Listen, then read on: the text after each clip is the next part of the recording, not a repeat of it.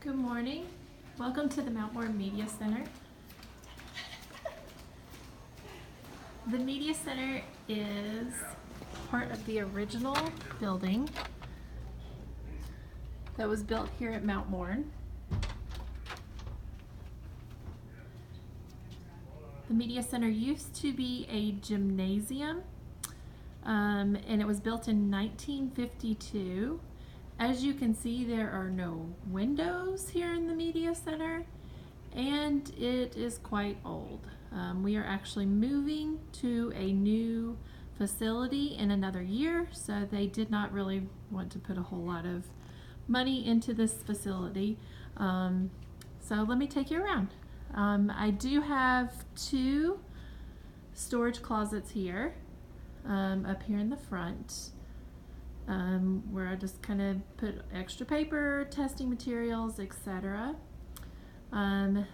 This is my desk.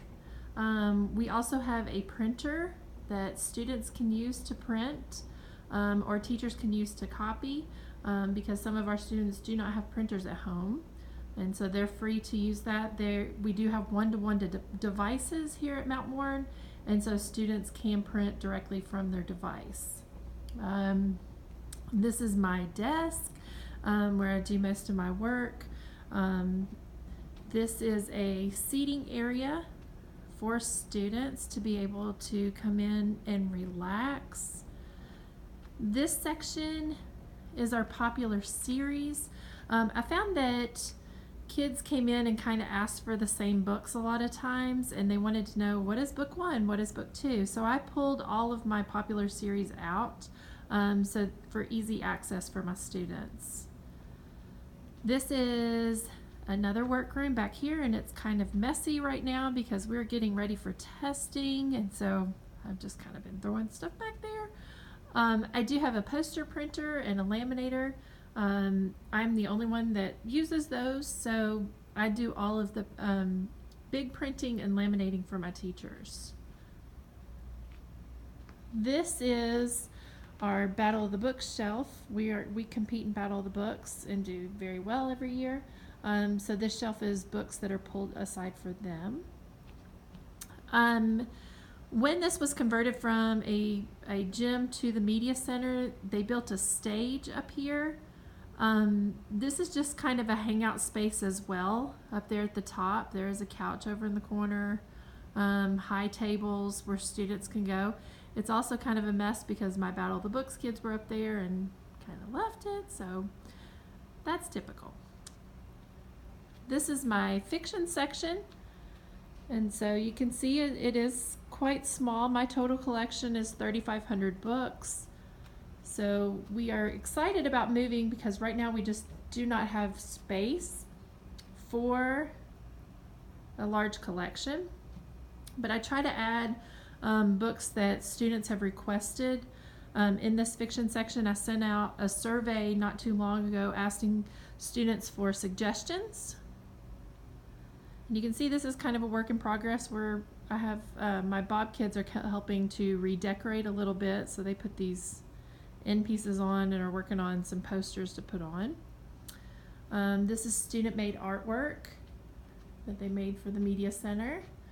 And then this is a little section for games and puzzles that students can come in the morning if they get here early and they can use. This is the beginning of my nonfiction section.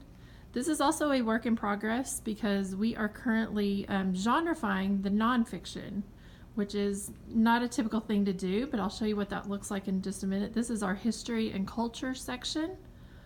So we're working on, I have a library helper who comes in on Friday. It's a parent, and she just loves working in the library, so she is actually helping me to do this right now.